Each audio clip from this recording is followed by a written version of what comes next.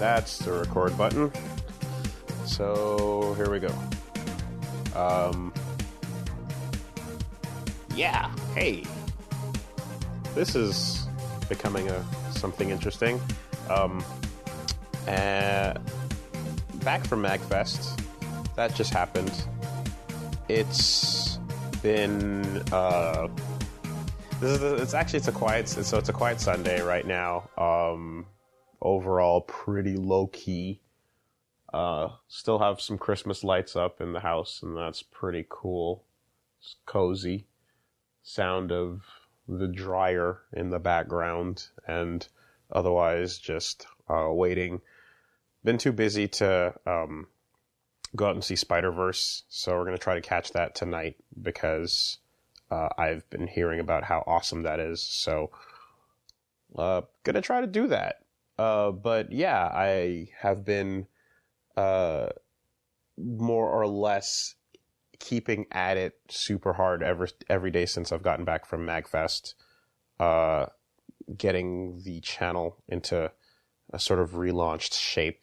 So, and because today was the first day that I had a break, I said, fuck it. Why keep that? Why break a combo? Why break a combo? Let's hit the record button and do this thing. No, and I also feel like I owe it to Josh and to Plague to, put this stuff out there in like not an infinite time frame. Because, we had some good conversations that I think are worth putting out there. So, yeah, so basically the way things went down was, up at Magfest, I was definitely concerned about how that was going to go, since it would be the first fan meeting, since, the final video. And, I think I was kind of going into it expecting to, have to explain a lot of things to people that might be really upset or, really, pushy or demanding or such, but everyone was beyond chill and super cool and understanding about the whole thing. And I'm really thankful for that. That helped a lot. Not to say that I was prepared for worse, and the worst didn't come. It was awesome. It was really just a really chill time. We ended up meeting people for 7 hours, from the time we had the meetup at the fountain till it got shuffled over to another top corner of the hotel. It was 7 hours in total, and it was quite nutty, but we got through to everybody, and everyone just kind of sat and, just had nothing but generally positive things to say. Most of what people wanted to talk about was reflective on, what the channel meant to them, in the past, and was less about, the current, shitty stuff and the forward moving plans. It was always just kind of yeah, no, we're still here. We'll stick around. We're going to watch your stuff. And it was awesome. Cool. That's just great to hear, and it's great to hear it from multiple people over and over again, just kind of really setting in that it's hey, listen, you're kind of worried about things that are not that much of a problem. So that was really helpful. And I'm very thankful to everyone that I got a chance to talk to, at Magfest about all of that. I'm thankful to anybody that came up and just kind of, put a hand on my shoulder and just went hey man, it's all good, that's the kind of thing that I was yeah, that helps. That definitely goes a long way. So, that sort of, that made me feel pretty good. And yeah, with that comes the, January 2019, new year, new hustle, where I'm all right, let's get cracking. Let's get down to business. So with, this new focus on my solo stuff, I'm what exactly does this mean? And, I think I finally kind of figured it out with just a bunch of friends that I've gotten in the area. I'm just going to be playing a bunch of stuff, and I've started 3 things right off the bat with Reggie and Min and Volta, and I kind of feel like that's a pace I'm going to keep up for the time being, while also streaming on the regular, and then putting these podcasts out, putting out the Castle Super Beast, and putting out Woolie Will Figure It Out, and in between that, and then I'm also squeezing in time for Haka, boxing, and running. So it's a very full plate, but it's kind of, everything has a slot during the week, I think, that it fits into, and I'm going to try this out for a minute. I'm feeling pretty good about it. If anything starts to fall apart, if I start to get overwhelmed, then there's enough room to Tetris things around and slide and shift to get ourselves another configuration that works. But this is the one that I think is going to be all right for now. And I want to make sure that, each of these things that I'm kind of putting myself into has a chance to grow and not stagnate, because, any of these projects, any of these avenues, whether it's a Twitch, whether it's a YouTube, whether it's a podcast, any of these things that kind of rely on people regularly tuning in to check you out, if you check out of them, for too long, then you just stagnate with that and you can't really grow. So, to regain momentum and, hit the road running as we were, by the end of 2018 last year, I need all cylinders firing. And, that's kind of what I'm doing with, spreading myself out in this way. Hopefully not too thin, but nonetheless, I don't know. I guess we'll revisit in the future and see how it goes. But that's kind of my thoughts on the matter for now. It's also keeping me extremely busy and really just nose to the grindstone. I'm staying madly occupied, so don't have to spend too much downtime in between working on things and whatnot. And I can. I mean, there's as long as it's not stressful, right? There's definitely the workaholic part of this where you're like, dude, you need to learn how to just stop.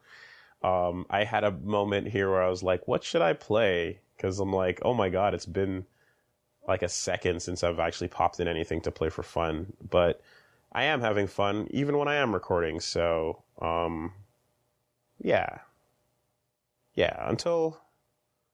Until any warning signs, I think I'm gonna do this for now. You guys have also been writing in a ton of awesome emails supporting and sharing your own stories about managing work-life stress balance, etc., creative drives, how to not blow a tire out as you're trying to juggle all these plates. And I've been reading them, and there's a lot to them that I want to get to.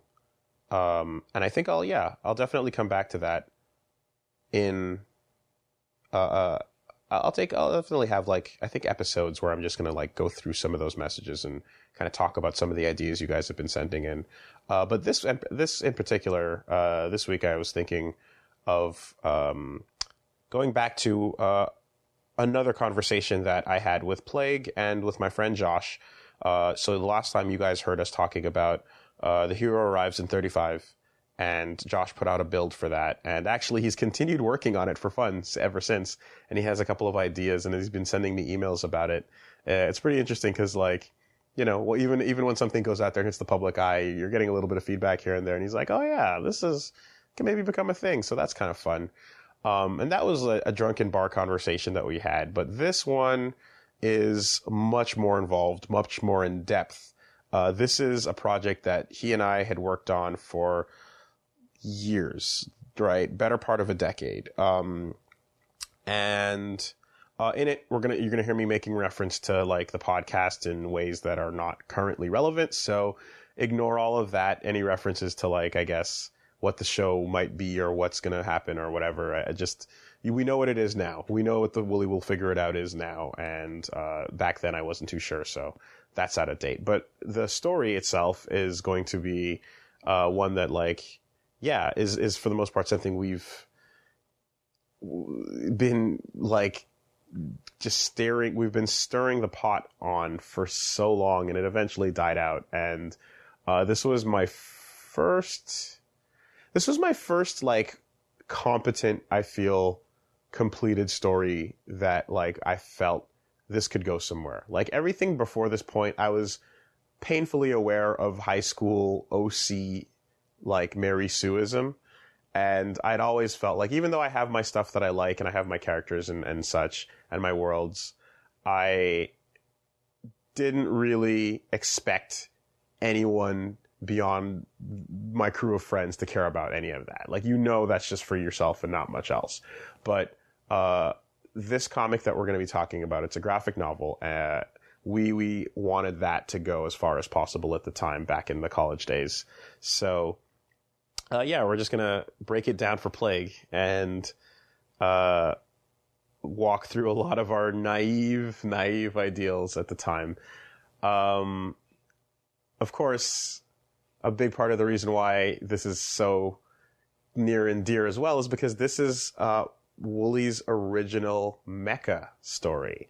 So this is the tale that I was committing myself to. This is the design I was committing myself to, and this is like, I love mecha, and this is the Woolie mecha story, so to speak. So,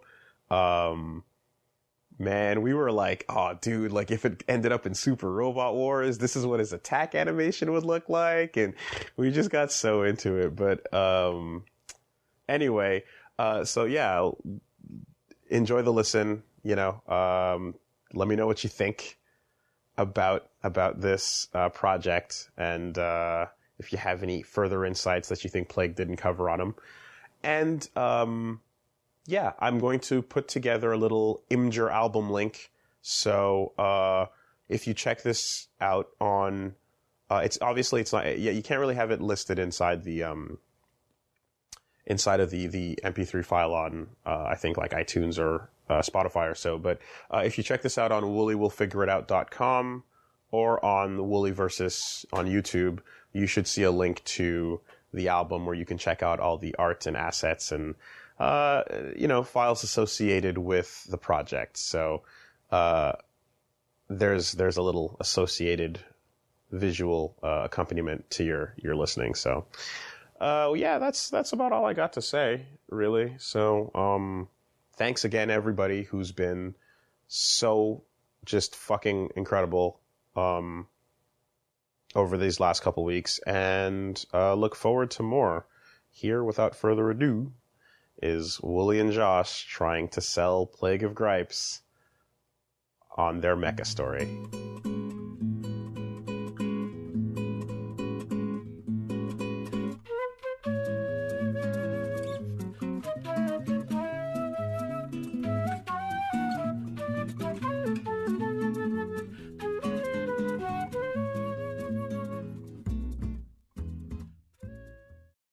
Oh, man.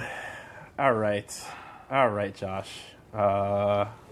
Plague, you're still with us? Yeah, I can hear the embarrassment in your voice being born, resurrecting like a mighty phoenix. Oh, dude, this is a... So look, that first episode was to just kind of test the waters a bit, to sort of like feel it out.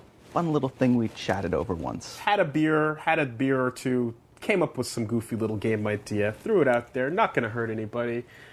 Because the real shit is this project. This is the first thing we ever worked on together. And just pulling up these files and looking at them, like, my stomach is upside down. My teeth hurt.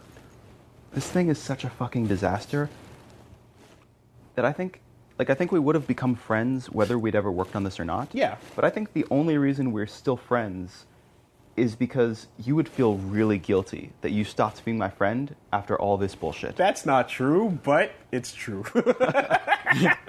You also described it like you had become enemies as a result of it as well. So let's preface it, right? This is... Because I don't know anything about this. Yeah. So, hey, WoolieVersus podcast, we talk about failure and this is the first big one, and this taught us so much. But let's pretend we're excited to pitch the story. Yay! All right. So the year is 2003, maybe three. Maybe we were 19 at the time. So yeah, this is late 3, maybe early 4. This is as early as it gets, and we get together and we decide, hey, you know what'd be cool? Let's make a comic. Let's make a graphic novel. You like comics? I like comics. Let's make a comic. We became friends in college. We hung out at the comic book club and the anime club, and quick overlap was mecha's fun. Comics are fun. Let's fucking do it. I'm in an art program, right? You're interested in writing. I pretend I can write. Yeah, it'll be great. We can do this. So we decide to get together and come up with something. We don't have any real ideas, though, so we decide to force them out. The only way we knew how. This is already starting badly. We got together one weekend and decided, you know what's gonna fucking get creative juices flowing? A complete lack of sleep. Went 36 no sleep hours alcohol, with no sleep. nachos. We hung out for 3 days with no sleep. Friday, Saturday, Sunday. And just decided we were going to marathon it, essentially do a game jam type idea to come up with a concept and workshop it to the point that we were happy with it all the way through the night and into the next day. And we were serious. We didn't play video games. No. We didn't watch anime. No, we just hung out and went out to eat and walked around the city talking about what ideas would work and what would not work. In the end, we came up with a single volume manga about mecha. Right? Right. Yeah, that was our idea. We were 19, had never done comic books before, had not even completed anything, and we were going to make a 200-page graphic novel. Yeah. Involving... This does sound like the ideas of a couple of 19-year-olds. Yeah. This is true. Yeah, this is as And early as it wasn't going to be like some weird school days bullshit. No, it was going to have robots. Yeah. Tons of robots. accurately drawn. Swarming with robots. Panel to panel. Complex robots. Swarming with magic robots. The most complex, amazing designs you've ever seen. You know Jehuti? Fuck Jehuti. Throw him in the trash. Oh, ours is so Got much your better. genius at work shirt ready. So Everything's slotted. right. We'll just figure it out because it's all up here. It's all in the brain. But remember, this was before you liked mecha at all. And your conditions for working on this was that it couldn't look like a Gundam because you only knew Gundam. And you're like, I'm not drawing any This fucking is the Gundams. worst sequence of events imaginable. No. This is already a really bad story for you, Woolie. Josh, there was also because remember the doodles that you'd pass me of the fucking post-it Yeah, they were notes? awful. But they were always Gundam-like. Very Gundam-like. So the shit you would always draw would be Gundam-like, and I'm like, we got to do an original design, right? And I remember what I was. It wasn't before I liked mecha, but it was before I was into mecha, right? I was definitely like, yeah, that's a type of anime like a bunch of others, right? But I remember I always latched onto things that looked a lot different. So it's like, yeah, you could have your Gundam type robots, but I remember being like, yeah, but how come you don't see a lot of big O's out there, right? Oh, man, you did love the Big O. How come that one's so different compared to the others? And it's all, clunky. And anyway, so we workshopped an idea. And you know what? We went through a lot of even more terrible ideas over that 3-day period until we finally found gold. We found gold. So here's what we settled on. I guess the design first and then the story. No. It was a story. No. I just mean like in terms of introducing it, because the first thing we thought of was the robot. No. We had a name for the robot. We had a name for the robot. That's We didn't have a right. design. That's right. You're right. Okay. What was the moment of epiphany for you exactly? Like you're stewing in probably one of the most harmful creative states that I could possibly imagine, in which you're both sleep deprived and working only on a vague assumption that something might happen. And Woolie is apparently responsible for drawing something he has no experience drawing at all. So what was the moment of, oh yeah, that? Okay, That started everything. We each had one. Oh, no. This is... I remember this very clearly. Somehow. We boiled down the story because he had so many ideas about, like, anime protagonists and dramatic shit going on. And they were like, wait a minute, what's the core? What's the most important thing about this story? two robots beating the shit out of each other. Just 30 to maybe 90 pages of just these robots ripping into each other. Brutally. I'm trying really to blown murder away each by this other. idea. Okay. And Please proceed. Okay. I'm on the edge of my seat. And this is I love you, Eli. This is us now coming in, and basically this is not like last episode where we were like, hey, we've had a project or two under our belts. We figured out the logistics of what you need to do to small scope something. Yeah. This is young Woolie Young. Zero sense of scope or scale, right? Just do it. So this is me coming at it going, fuck the cliches. Let's go the opposite direction, or at the very least, stray from them as much as we can in a couple of different ways. And one of them was, okay, you know your bright, young anime protagonist that jumps in the robot to save the world? Yeah, fuck that. That guy exists as what is essentially the villain of this story, right? Yeah, I remember this. And what we're going to do is we're going to follow the character that's out to destroy the world. Sensing a pattern. Yeah, well, putting these two back to back is particularly. We've got some deep-seated nihilistic tendencies. But putting these two back to back is definitely like part of the fucking. It's interesting, like comparing them. But the idea being again, and none of these existed, so that was still in there. The feeling that we don't get to play the villain often enough, right? But what if? But not. But he wasn't a villain. A bad guy. Yeah.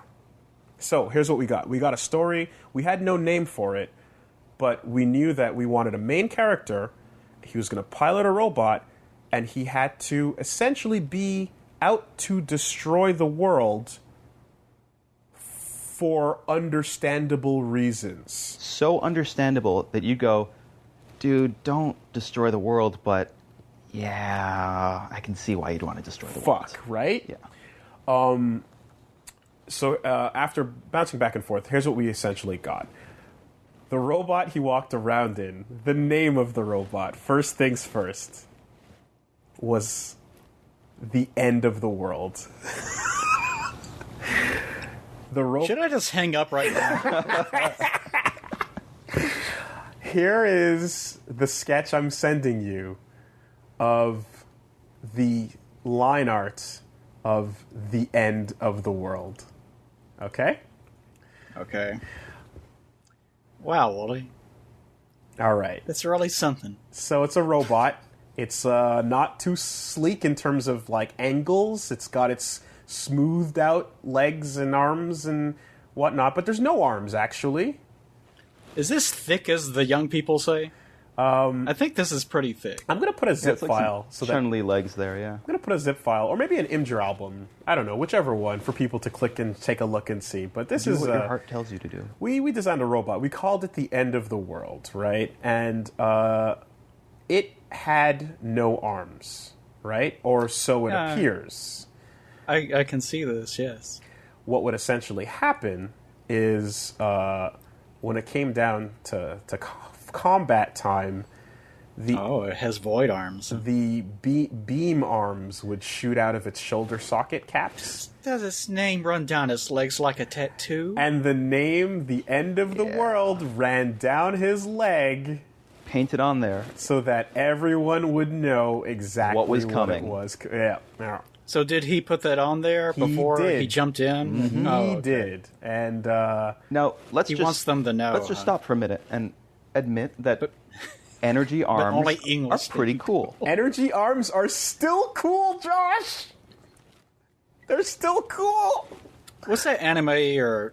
Actually, I think it might be German or something. It's about some girl that has invisible, like, spectral arms like that come out of her back. Yeah, fuck that one. Elfen Light? Yeah, there you go. Yeah. This ain't that. However... invisible. No, this is the end of the world, bitch. Yeah, so I'm showing you the... you probably said that. There's my line art. There's my line art, and then there's a 3D model that I made for the purposes of, like, Which, while not a great 3D model... by today's standards, did get you through school. It did. I'm not ashamed of that at 19. I really am not. I have to say that. But that's fine. Having a reference model is a good idea, especially if you're drawing mecha. It wasn't a reference model. It was cel-shaded to be essentially like drawn on top of. So I was gonna don't do that. So it was essentially because I was like, I realized at some point I can't draw this. It's mecha. That's one of the worst things. Like anything that is architectural or mechanical. But this was the time problem. when Gantz was out, and Gantz did it, so it was okay. So I was going to be render out this robot and then take the pencil over the render and call it a day. So this story now effectively was about someone who's out to destroy the world, and he had to have justified reasons to do so. So before we get into those Did you reasons, ever come up with the reasons? We sure did. Oh, yes. We sure did. Okay, well, save that for later then. Make sure that there's meat in this sandwich. Yeah. I mean, to be honest, like, we should probably set up the fact that, like, this was worked on for how many years, Josh? Dun, dun, dun, dun, dun, dun, dun, dun. Decade. 10. Yeah. Solid 10. Solid 10. Couple breaks. Well, I'll go ahead and tell you guys that these sorts of projects are actually pretty common, where they just kind of go on and they develop into new things or have iterations and different evolutions. That happens a lot. It happens with me too. Yeah. It would have been the Trapper Keeper project, but it was after high school. What definitely happened was that a few times we stopped and said, "Oh my god, this is shit." Yes. But it's such a cool idea. Why is it shit? Yeah. And we sent it to people who were like, "This is a really cool idea. Why is it shit?" Yeah. And we slowly filtered the shit out until we actually had that core idea that worked. And even then, we still couldn't get it done. Remind me what the core idea is. A kid jumps in a machine because he wants to end the world. We didn't even introduce the character. Hold on. Let me explain what I've heard so far. Character. I know, this is the point. What's going on? Okay. Because the premise that I'm gathering is that you wanted to have a comic about a kid, an angsty kid that wants... not a child. He's not a kid. Well, you described the whole Gundam thing. Yeah. Okay, so the other character... An avenging guy... Yeah. We didn't. We were being long-winded and unfortunately didn't get to it fast enough. Right. So okay, there was whatever, there was two robots. So there was the end of the world, which was piloted by a guy who wants to destroy the world, but he's got good reasons. His name is Jack. Okay. He's a man that worked for the Canadian military. That is right. And he was from Winnipeg. Yes. And a fearful place. Yes, because only in Winnipeg could you find a man so strong, so driven, and completely out of his fucking mind. I'm going to see if I can find a quick picture of him. But his rival, who piloted the other robot... Yes. But it was just supposed to be a full volume of this guy in this mecha just beating the shit out of another giant robot? Not a full volume. He had to get to the giant robot to fight it. Yeah. But then they just fight forever. So... The other robot's name was Judgment. Is this like a One Piece thing where during the course of the fight you have flashbacks to things? No. There would be a flashback chapter. However, there would be the beginning of the story was the journey to the fight. There would be a flashback, and then there would be the fight. But the book itself, chapter to chapter, was the process of Jack, the main character, piloting the end of the world, destroying the world. Getting to where the other character piloting the rival robot Judgment was, which is actually a really similar idea. His name was Judgment? That was the robot's name, yeah. Salvation for the Damned. That was your original name. Does he also have writing on across his thigh? Is it on the opposite thigh? It's the wording of the end of the end of the world is mirrored. It's not written on the thing, but in terms of the length of the name, it's mirrored with Salvation for the Damned, Judgment. There you go. So basically, our protagonist, who's destroying the world, has to get to this other guy, and this other guy is going to stop him, or at least to try. Which is funny. It's actually a lot like what we talked about last time with the 35 minutes until the hero arrives. Is essentially this other guy is just like kind of waiting, like preparing, because the end of the world is coming for him, and if he can't beat him, then it's game over. Okay, but now the reasons... oh, man, my CBR file is too powerful to drop to you right now. All right. Oh, no. Well, here's the thing, though. So what's important to establish is this, right? Well, if it's a CBR, you can just unpack it, can you? I suppose I can. Don't It's just encourage him. armor. So the what's important to establish is this, okay? Okay. The first chapter involves us seeing the first page. Don't narrate chapter 1. I'm not going to narrate chapter 1, but I'm just going to say this. It involves the main character piloting his robot, walking through an empty desert, right?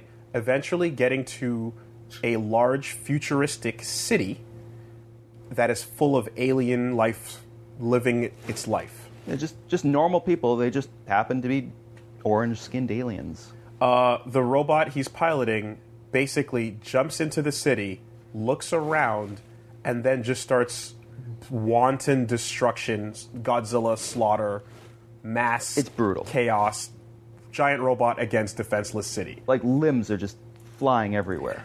They have no defense. That's your beginning of first act hook, sure. Eventually, main character, looking around, seeing all this, sees something, gets out, and takes a close look at what it is. And in the middle of this alien city, there's a Christmas tree. Like, full-on, like, Spread. New York City style. Like, it's a Christmas tree.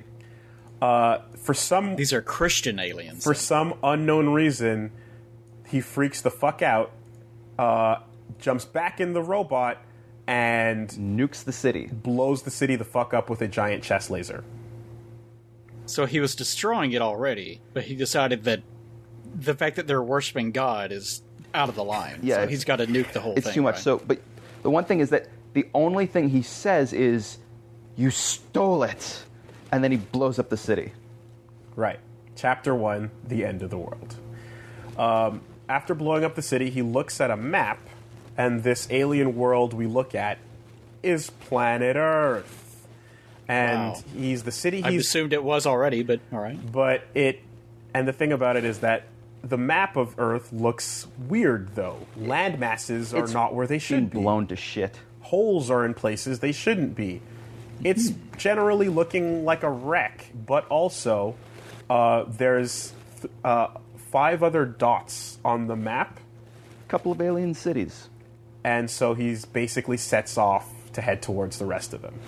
Right? Chapter So 1. the first chapter, you're supposed to assume that he's some sort of Avenger that's trying to rid Earth of invading aliens? But there's really nothing else going on the Earth.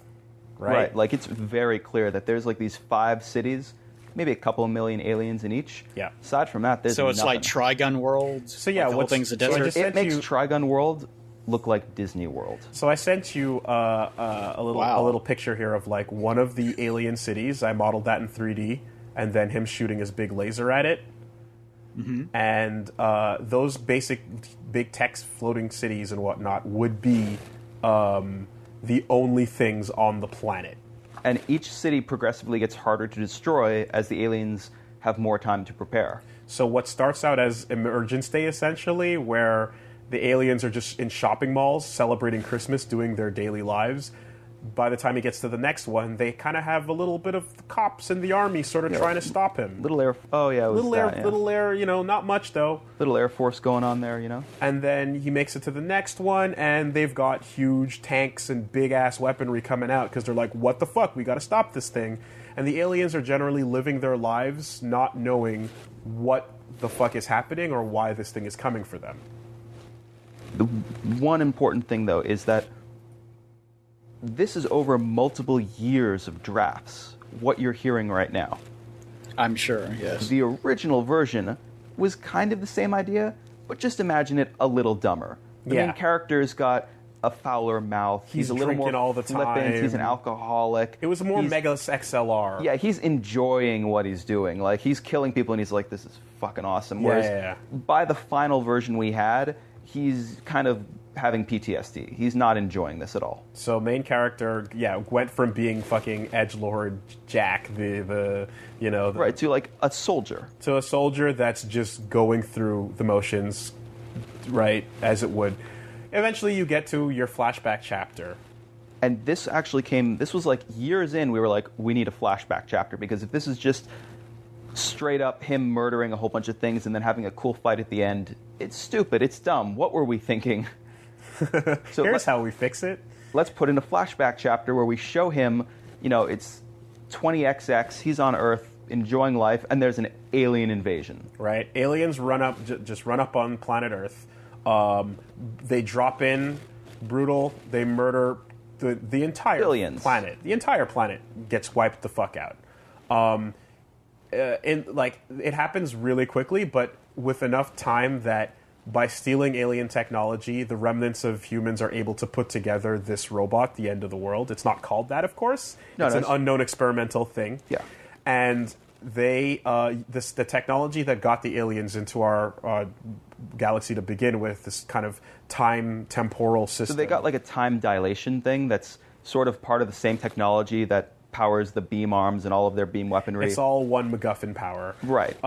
He essentially... Magic. They put it in, they have the magic, and before everything gets wiped to shit on the military base where they're making this last stand for humanity, that thing comes out and basically puts a protective bubble around him and the robot, and he's removed from time.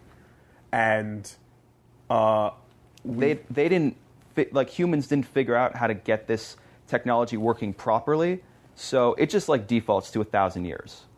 So when he defrosts, so he got into the breach, and when he defrosts 1,000 years later, not only have the aliens that that came and wiped out humanity completely torched the entire face of the planet, but they're still living there for some reason. They're still living there. They've it's 1,000 years, so they're actually repairing the environment. They've become peaceful. They've moved in and pretty much are remorseful for how much damage they did to the planet and for genociding all of humanity. So they've actually tried to recover parts of human culture, and they celebrate it in this kind of well, we can't bring him back, but at least we can, keep the good stuff around and so on and so forth. And cultural appropriation. Yeah. Sentence is death.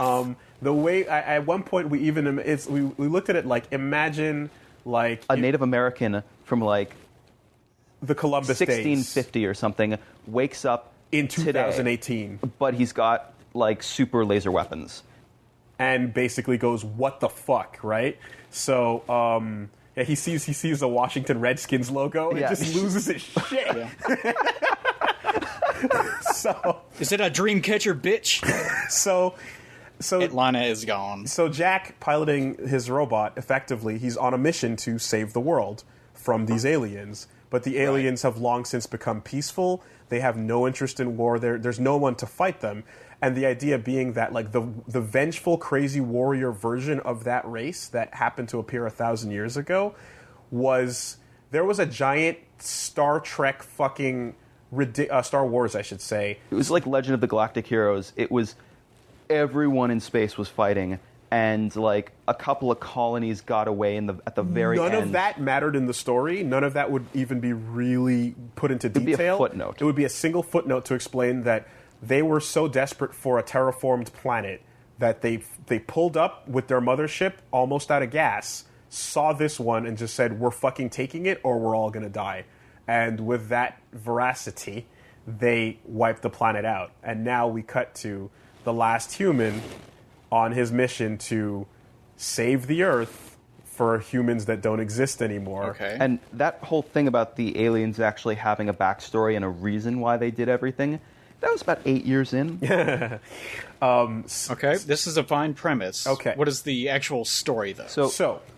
We switch after a couple of chapters actually to this alien guy who's look, he's coming, we can't stop him, but 1,000 years ago we could have, his thing's a piece of shit.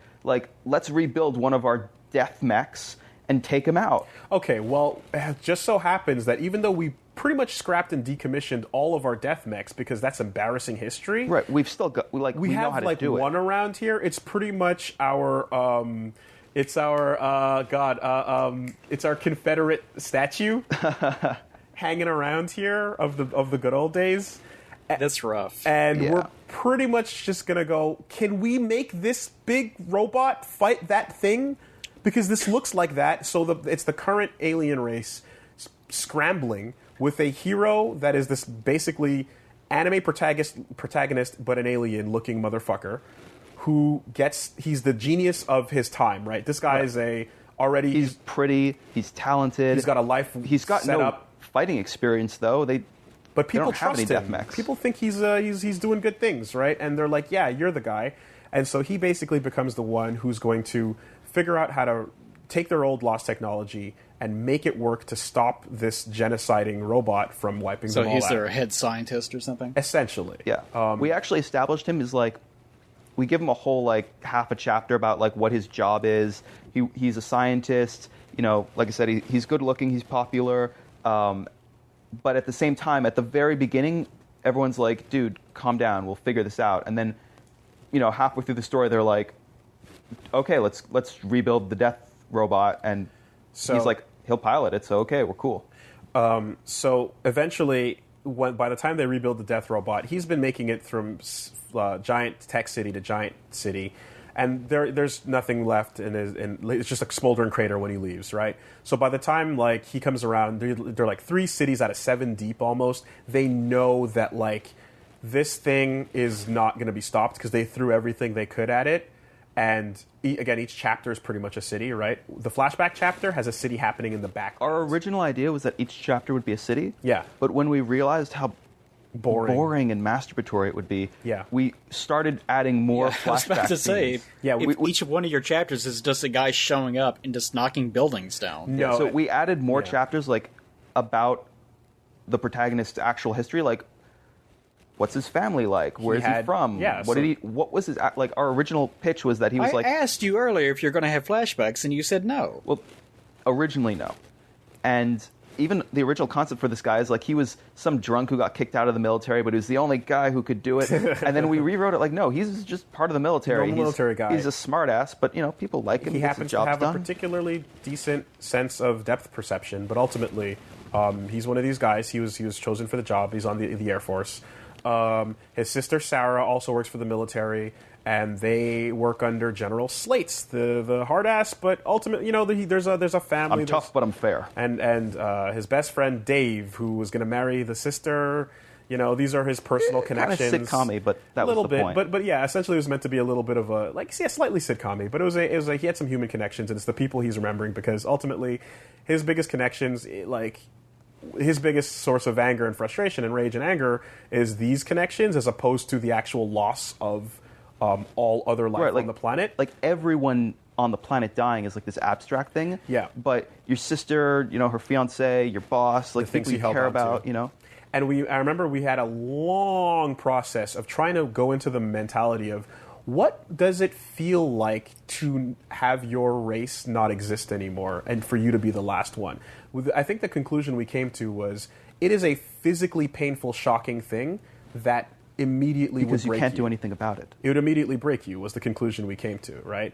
And so the state that he is in the moment he realizes what's happening after defrosting is... Because he doesn't realize initially, like, what's going on. Like, he has an idea, but when he gets to that city and he sees all the aliens celebrating fucking Christmas, he's like...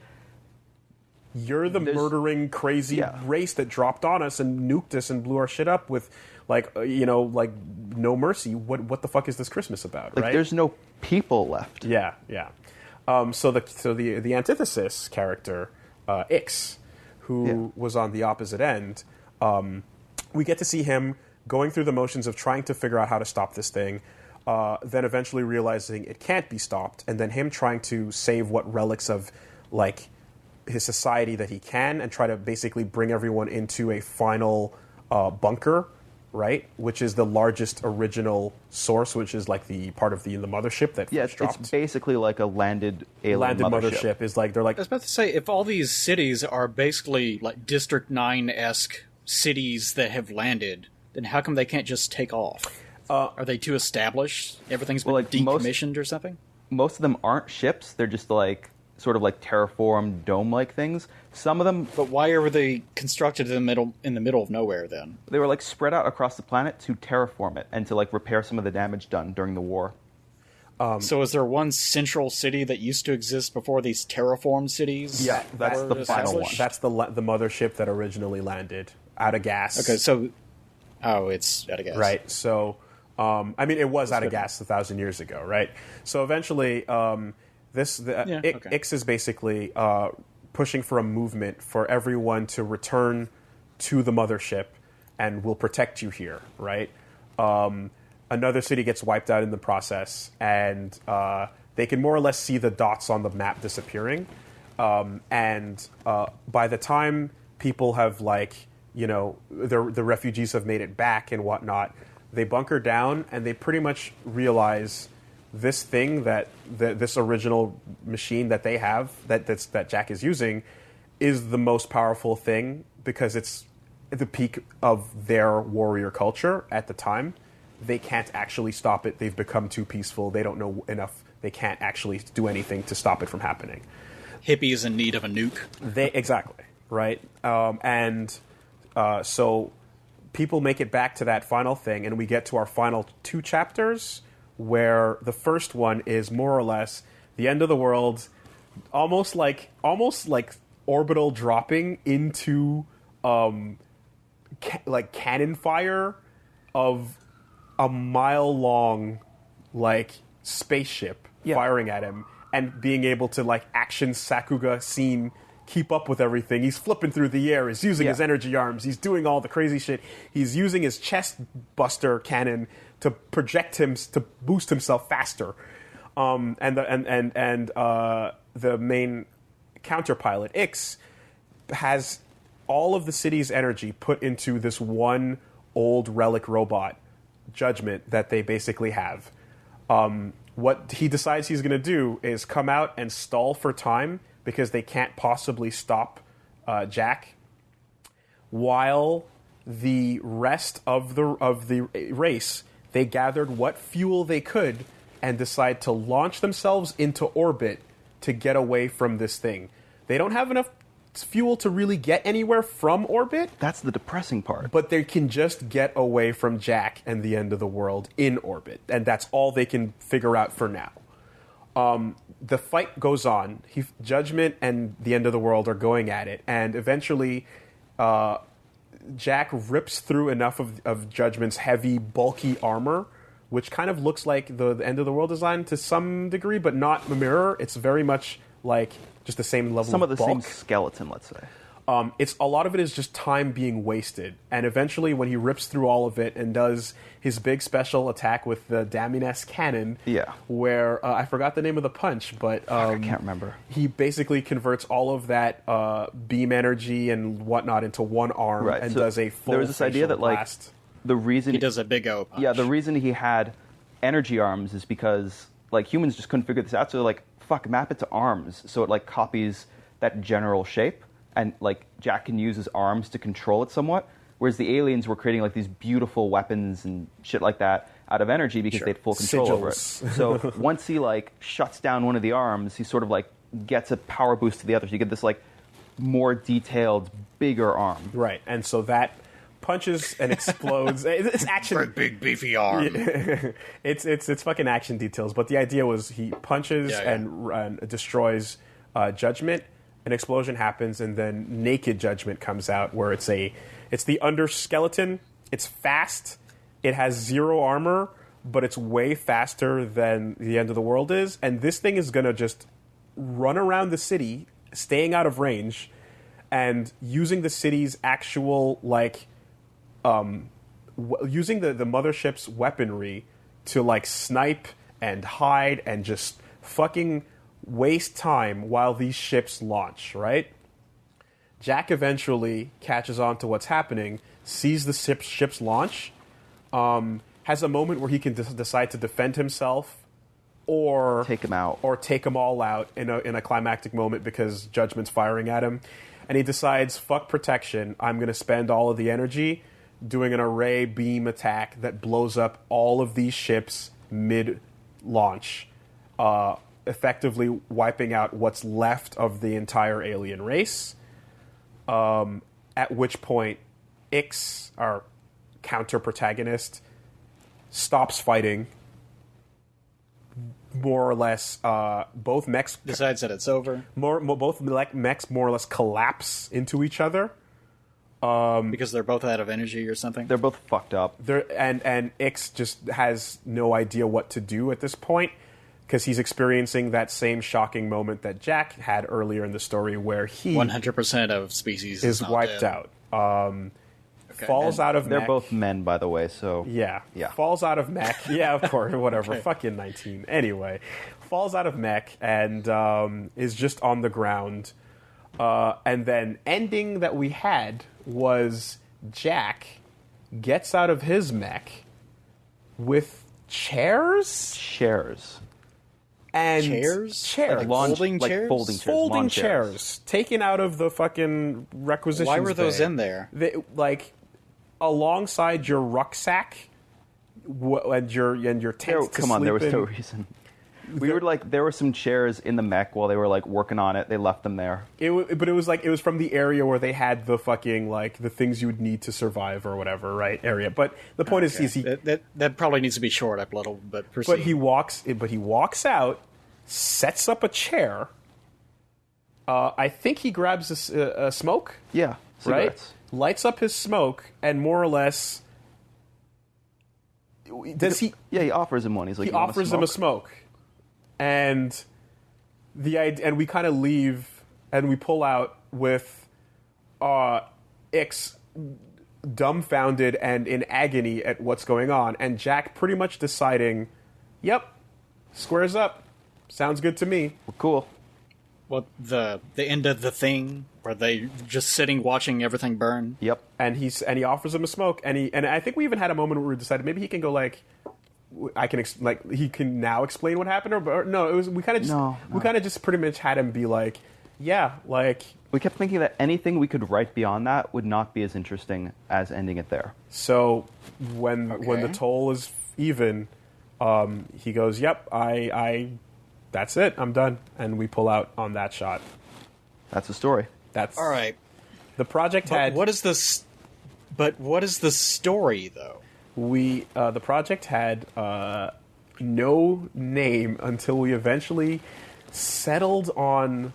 We wanted a decent word for conflict that we couldn't fucking pick. Brutal. So we were going through all these versions of conflict, but we wanted it to tie into things. We temporarily decided to call it Run-In. It was like Project Run-In. Project Run-In. RUN-IN. And then we eventually just started calling it Run-In, and it stuck, but it's awful, and we hated it the entire time, and never It's had not anything. great. No. Because we had nothing. We had no real good name for it. I mean, you said you thought of another one. I at some thought of point? another one, yeah. What was it?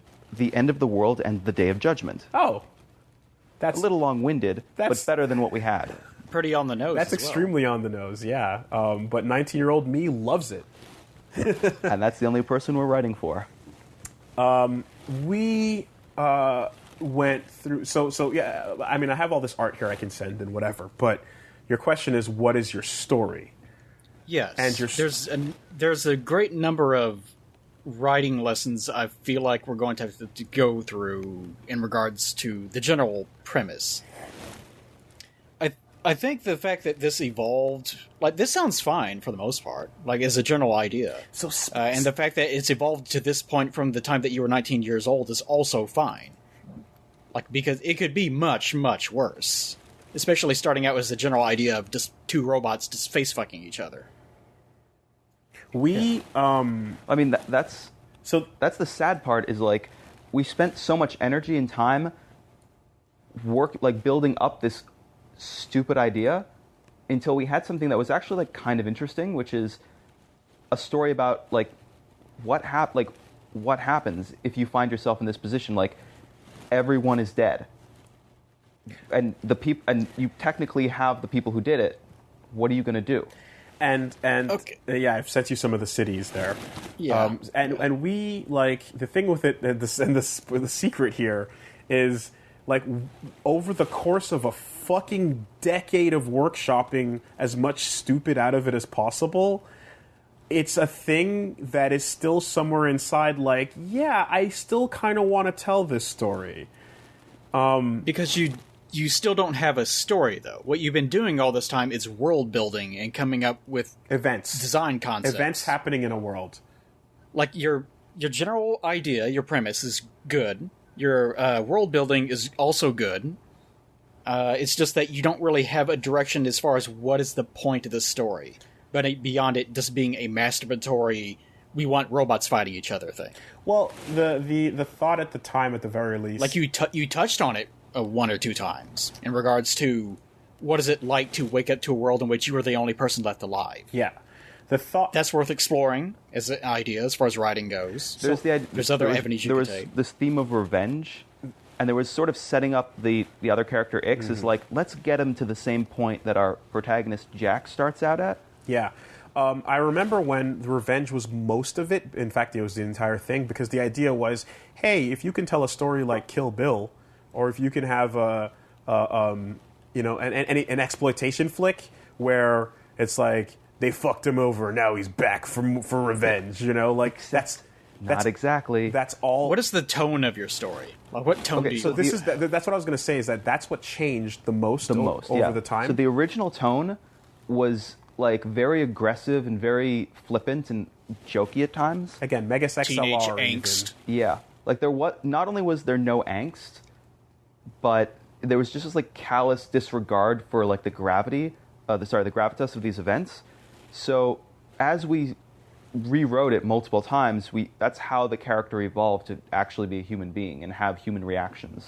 The focus went from that aspect of like revenge and da-da-da-da-da into how fucked up does a human mind get when there's no other human beings around? Literally, what does that mean for any animal, right? That knows what just happened. Yeah, that was definitely half of it. And and really like turning him from just this angry, stupid drunk into like someone that is basically experiencing a new form of trauma became what we wanted to tell in the panels. Okay. At what point do you want to split this video, by the way? Because this is probably a turning point. You've already gone over exactly what it is that you wanted the story to be, how it evolved. Is there anything else that is basic before we go into workshopping, I guess, would be the next stage? That you want to go over in terms of establishing your ideas and where they came from? Don't worry about it. I'm just keeping an eye on the time. Yeah. I mean, I think the lesson from all of this is no idea is too stupid to be good. I mean, the things that it would like, with this being discussed, I would definitely love to eventually get into what actually happened in the course of those 10 years, But why did it take 10 years instead of 10 months? Yeah, but we've been talking, so I want to hear your immediate thoughts. Okay. Because I'm me, most of my immediate thoughts involve I'm not trying to be mean saying this, but my immediate thoughts are how do we fix this? Right. In terms of, all right, let's take these ideas and then develop them into something that's more cohesive. And show your plumber crack, get down there. Right. So, like I said, your general premise is good. I think the general concept is fine. It's just that you don't have any focus. And most of your lack of focus in this is just the focus of theme, general story, what your characters are doing, why they're doing them, that sort of thing. Just generally trying to make sure that everything fits together in a way that has a point to it. Because that's usually the next stage in terms of writing people have the most problem with, is they have a bunch of set pieces that they like. I have this cool idea for a scene. I have this cool idea for a scene. And then they start mashing them together because they just want all of them to... They just want like a parade of their greatest ideas and hits from their brain until you get to the end. And then they just stop. And that's not a story. Right. It's not really anything. It's just you masturbating in front of everyone going, yeah, look at this right here. And expecting everyone to be like, oh, yeah, big penis. So the next stage is to move away from big penis, which big penis is fine. You got a big big wiener, then it's good for you. Energy but arms. let's utilize it. Let's utilize it for something beyond energy arms. Use those energy arms to fucking masturbate. Yes, that's what this story is right now. It's energy arms masturbating the big mecha penis. Oh man, everywhere. And it's perfectly fine to have that. But also it would be good if they had direction. Like you were aiming the penis somewhere other than just spinning it in circles as you cover the mob around you.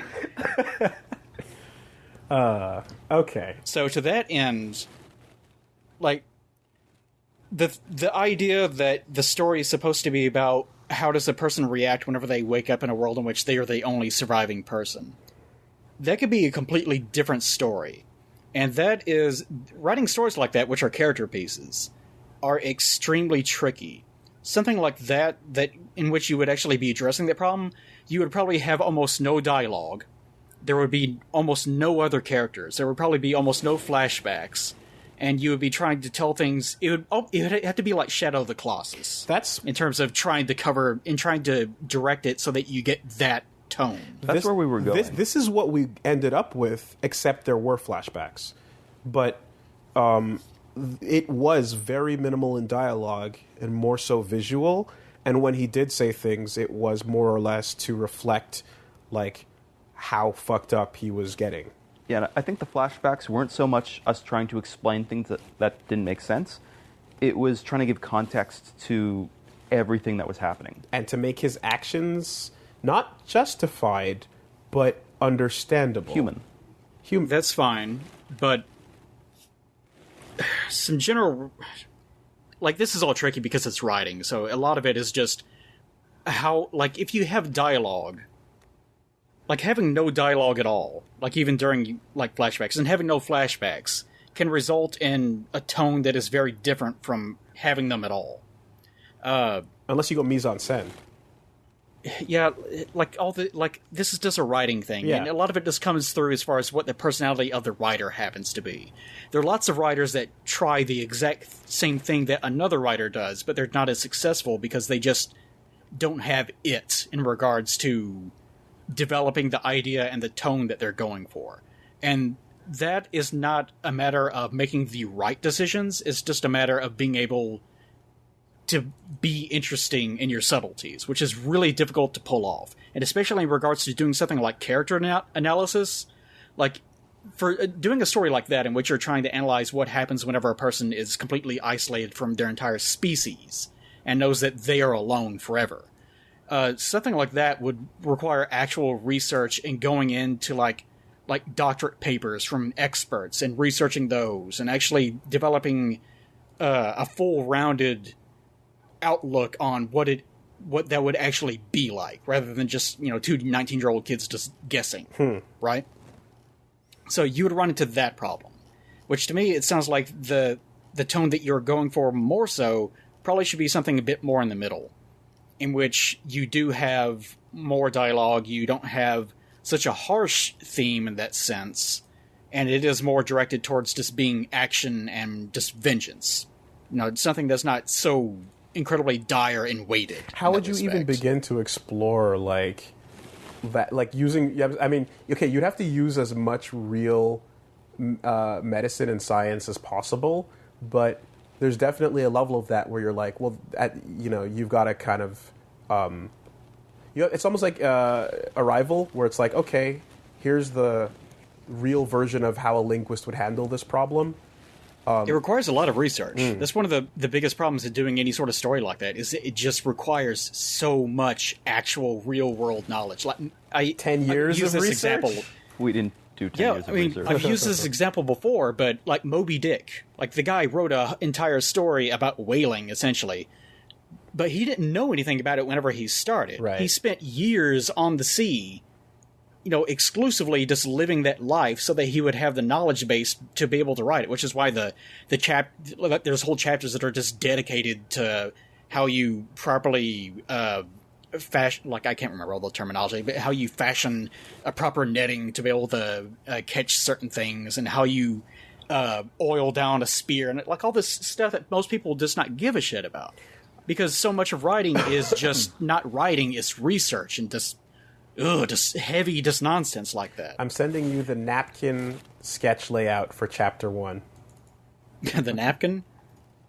I mean, I really feel there's something guttural about knowing that you're alone. Like, it's almost a feeling of, like, your parents dying, or if it maybe was your grandparents me dying. in that, like, if it was me in that situation and I was a soldier or whatever, and I hit a button that I knew was going to protect the area, but it turns out, like imagine it just flashes for a second, and then it goes away, and then you wake up, and not only is the building not around you anymore, it's just nothing there at all. It's just a desert. Yeah. So the first thing that goes through your head is like, did I teleport? Like, what's going on? Yeah. So you would have to have a whole sequence of events that makes it clear that not only is there nothing around you anymore, but you're completely displaced in time. You would have to have a way of communicating how he knows that humanity is extinct. Because the first thing that would go through my head, even if I was aware of what had happened exactly, would be, well, maybe the aliens didn't exterminate everyone, so maybe I shouldn't go rampaging through these cities because they might have, like, prisoners still there. I would probably be in denial for a long time and actually avoid conflict for that reason. Like, there's also... Like, that's part of the fun of writing something like this, is just the exploration of those ideas. Right. Of, if I was actually in this situation, what would actually go down. Yeah, and I know that you, Woolie, you love stuff like that. We actually early on whenever established people that actually think. he needed some way to know there were no humans around. Yeah. Because if there was even a chance that there were people around, like he'd react differently. But there's this certainty he has to have to make the story work. That He wouldn't break in that same way. right. Yeah. That there's no people left. Right. And Right, we so struggled I think over what device to use to let him know that, because we wanted him to, for sure, have him like know, Like, it's not something that he's as doing. opposed to exploring it. Like he's you not just taking said. a risk. Yeah. Did we ever end up with a way that he knew? There was something about how the MacGuffin technology could detect Life forms. and it could be configured. They're like, oh, we can actually tell if they have if they're aliens or not. So when he checks and it's like all aliens, he's like, oh shit. Oops, all aliens. Yeah. I guess it was MacGuffin computer, like population 0. Because that's like the first thing he checks when he wakes up. He's like, okay, what's going on? Where is everyone? And Yeah. he's just like, if I use this thing, oh fuck. And But I can tell that in the process, like I can tell just from prior experience with myself, is you're running to the problem here of you had a previous idea that you realize after iterations doesn't really make as much sense. So you're going through the problem of how do we force our way from point A to point B. Band-aid that shit. And you're like, Yeah. instead of ripping the wound open and trying to figure out if there's anything juicy in there, like you just mentioned, it's he has to have the knowledge that they're gone. Right. That's why whenever typically if you're starting a novel or something, the first thing you start out with is identifying what your theme is and what the point of the story happens to be. Because you can build anything around that. But if you're just going through a sequence of events, then you're going to run into the immediate problem of, well, what is this even about? And that can work too. Like, I'm not saying that's wrong, because in the process of writing a story, you can actually discover a lot about the characters in the process of doing that. I think that probably one of the biggest problems that you probably ran into, I'm not sure what your process was, but you may have been doing your layouts and stuff first and trying to figure things out afterwards. Whereas it seems like most of it should have been that you started out with pure text and then worked around that. Actually, the first thing that happened was Josh had a script. Scripts, yeah. There was a full-on text script of every chapter, and the layout came after that was done, for sure. Although you redid the layout for chapter 1 and 2 like a dozen times. And you rewrote the script 2 major passes, I want to say, where like themes fucking changed, you know? Like And that's normal. entire That's things completely got thrown out, yeah. But I remember anytime we came up with an idea or an explanation or even just a subject to explore that would require more than one volume, we discarded it immediately because we wanted this to be a single book. Yeah. Okay. You guys said that I think this may have been before we started, but you were talking about the general idea. No, I think it was at the start. And you said that you still like the idea and you think it could still work, but you just don't know why it's not working.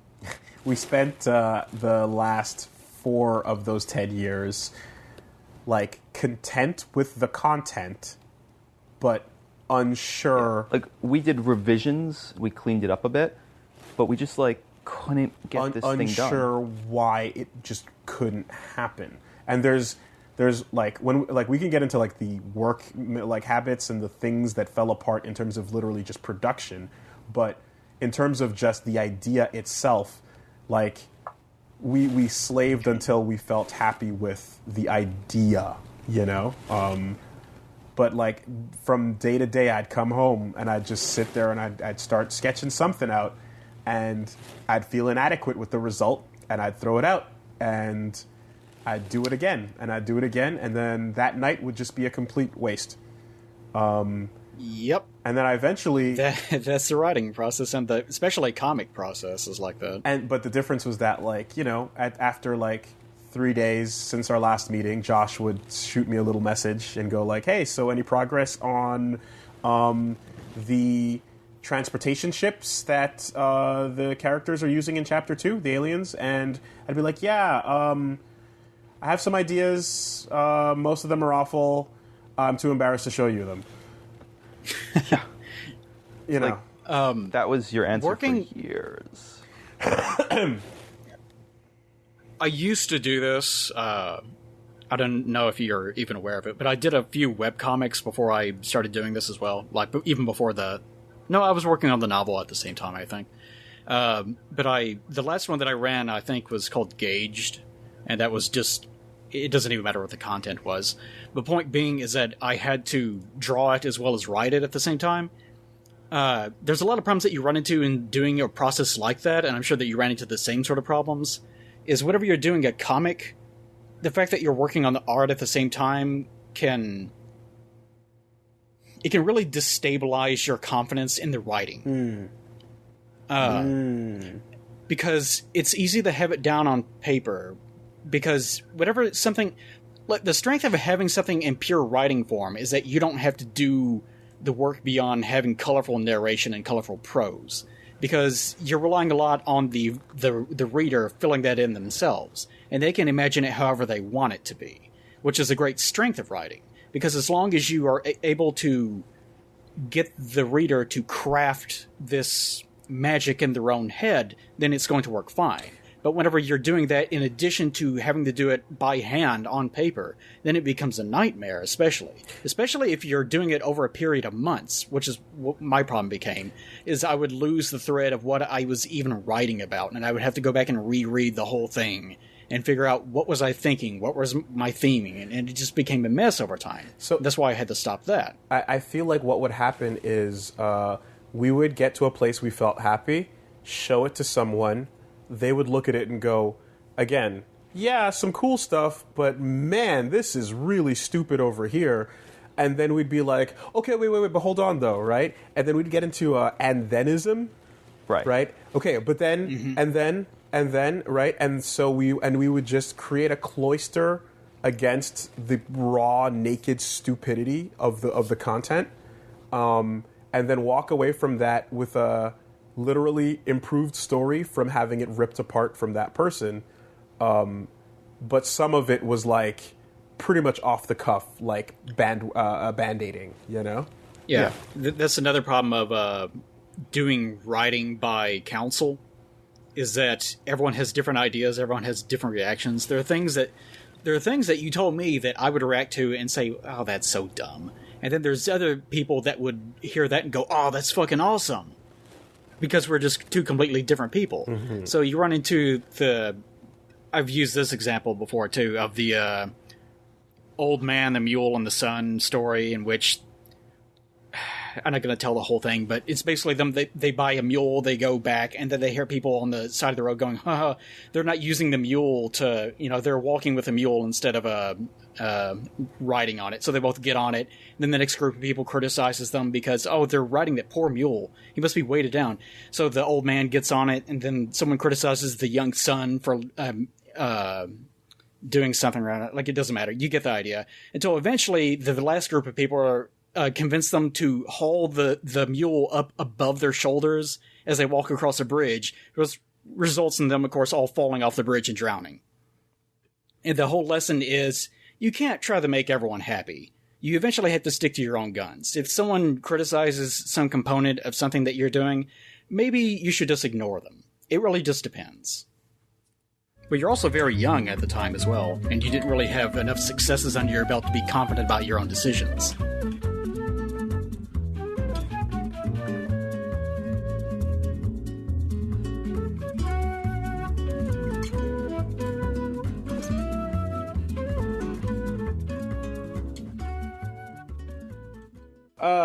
Dude, so the funny thing is, just thinking about how much of a mistake it is to get married to your work, as you said, and how much we were beyond married to this project, right? We could not let it die. We were inside of it, right? As you said, we were fucking. It was an umbilical cord relationship, and this is how much we couldn't let it die. It was a toxic relationship. It was getting abusive. But the sex was so good. We got to the point where, because we'd hang out, right? And there's a point where we didn't see each other for a while, and we'd still meet up to go, catch like the radio shows and stuff, and Just for Laughs and so on. And last time, after this being years beyond us, we'd both gone completely different directions as far as you could get away from these projects. Yeah. I went the YouTube route, you're programming, like, we're both fine going off in our own directions, and we were still like, can we get somebody to fucking still make this dough? Can we just pay somebody to make it happen? I literally said, dude, you're doing okay for money, I'm doing okay for money, neither of us have kids, but we do have a baby. So what have you done for your baby lately? Like, literally just to the point of, I don't care if no one reads it. I don't care if it never lands on a shelf. I don't care who or what. Just it existing. I'll take the red. I'll take the hit. Just make it exist, right? We were saying that up until earlier this year. Just going, fuck it. There's got to be someone out there. I wasn't even angry or emotional about it. And you didn't have any feelings about it either. It was just like, but we still couldn't just be like, how about we just never talk about this again? Right. It was like, what if we get a mercenary to do it for us? And God bless his soul Carl, artist friend, he, stepped in, did a couple of revised doodles. We talked to him about it. He entertained our bullshit, and he did a couple of revision doodles of some of these mech designs, and it was basically like, yeah, I know a person or two. We can maybe talk to some artists, but you're going to have to find somebody willing to just fucking get into someone else's, like, weird space. Yeah. And work inside someone else's brain and do all the things that a good artist would never want to do. Are you willing to dedicate years of your life to loving someone else's baby? Mm-hmm. Because you're in that space where you have married it, and you're so deep in marriage that you've gotten divorced, come back around, gotten remarried, had several children together. And now I want you to put the ring on your finger, Plague. Mm-hmm. I'll give you money. Can't ask an artist to cover that. I'll watch from the corner. You run the risk of becoming the client from hell in that scenario. Oh, man. Where your requests are... Like, your requests make no sense, because even to you, they don't really make any sense. Because all you have is just this feeling of it needs to be this, and even you don't know what this is. I'm so hyper aware of being a client from hell based on my schooling and dealing with that and so on, that, like, I bend over backwards a lot of the time to be, like, extra careful to never step on someone's toes that I'm asking to do something creative. But in a project this personal, it's almost inevitable. It's impossible that you wouldn't hit that point where they're like, yeah, but why not this way? And then it just ends up being one of us shouting, because I said so. It's so awfully personal and deep. And that's that weird thing where even though we both said, man, what if we just pay somebody to get it done? At the same time, I think we both know that we would accept nothing less than our perfect vision. The perfect vision. Like I talked about that Zay Frank video where everyone's clapping for you on that perfect day when you finally unveil what's behind the curtain. Everyone's been waiting all along, and it's just going to take another little bit more time. But, oh, man, how perfect that perfect is going to perfect. is not even just a matter of not falling in love with your project. You also had to be somewhat ambivalent or callous towards them. You can't really care that much about the outcome. Kick it out the door, see if it survives. Yeah, especially if you're just starting out. Your projects need to be small. They need to be condensed. You need to have some degree of distance from them. Just fire something out. Just keep... Because if you draw something for the very first time, it's going to be shit. It doesn't matter what it is. So you can't sit there in front of the paper worrying, I need to draw the thing that I want to draw, but it needs to be perfect. It's not going to be. You can't be committed to it. And that's just draw other things. That's why when you ask what would you say to yourself back then, what would you change? Go back in time. That's why my answer to go back in time, like, Josh, you said what? You said you would... At first he said that he would stop himself from doing it. I would stop myself from doing it, but I would tell myself instead, just do like an 8-page or a 16-page comic book. Like, think of something that works, because you don't know if you can do 200 pages. Get that done instead. Get 16 pages done. And I'm like, no, there's so much I learned, so much important shit happened over the course of this project to me that I figured out about projects and like production in general, that I would never want to give that up. However, I would tell myself back then to just fucking draw the shitty version of it, and who cares if you hate it and want to vomit on your art as soon as you draw it. Let it exist. Draw the stick figure garbage-ass version, and let that be. And, I mean, quite frankly, if you look at the layouts I sent you there, not too far off from that exact image, really. Not exactly. Funny thing is, 19-year-old you would have a much easier time of doing that than you would today. Because if you go back in time to whenever you guys were sleep-deprived in that cabin or whatever was going on there, it sounds suspicious to me. But if you were to go back in time to that moment and tell them, just do something that's like 6 pages long, just focus on doing that, we're warning you, then they probably could shit it out, and it wouldn't be very good, but it would set you on a road of being able to have other successes later on. But if I were to tell you, Woolie and Josh, make a 6-page version of this story and have it on my desk this time next year, you wouldn't be able to do it, because you're too ruined at this point. It's too... in your veins. How could we strip it down? I picked my favorite Muse song, City of Delusion, as the theme of when this would get animated, because the lyrics were appropriate, and there's a really great breakdown in the middle that could be perfectly sequenced to the action, and we would pay Muse to rent that song, and oh boy, oh man, when it finally came out. And Production IG would be the animators. Production IG were Bones is pretty good Bones too, is but pretty good. Yeah, but IG, hey, Trigger exists now. Trigger did not exist when we could thought start up this talking idea. about Trigger. Quite frankly, I mean, hey, look, we got to get the right people though. Only right? the best. Oh. Oh my God, Plague! Wow, yeah, man. That is such cancer to yourself. Like, the dreaming is the biggest obstacle. But this is where it all started for us, and I think, really, I still haven't quite learned that lesson about just jerking off to yourself over when you're making these projects. Like, I'm still learning that, but more importantly, I guess, the idea... It's hard not to do it. It's easier whenever you... Like, it's easier if you are a creative type that's constantly working in your craft, because then you know your limitations, and the fear of having to do it outweighs all of your, my ideas, my favorite things. Because then you're sitting there thinking, I ain't drawing all that shit. I ain't doing that. You have enough common sense because you've been doing it for years. This taught me to stay in my lane and, do the thing that you've already succeeded at again, and... surround yourself, hopefully, with someone that might be interested in something cool someday, working maybe if you have a thought, but ultimately, you don't have any fucking long-term plan like this. Just kind of, try to do what you can. Like, God. Don't have dreams. Have goals. That's what I was trying to warn you against. The lesson is... It's like, not everyone is fucking Pixel, okay? Not everyone is Cave Story waiting to happen. Straight up, you don't have a team either. I taught myself programming because I said, fuck it, I'll do it myself. Do it live. And guess what? Okay, you can program. Can you design a game that's fun? Can you draw any art? Can you do music?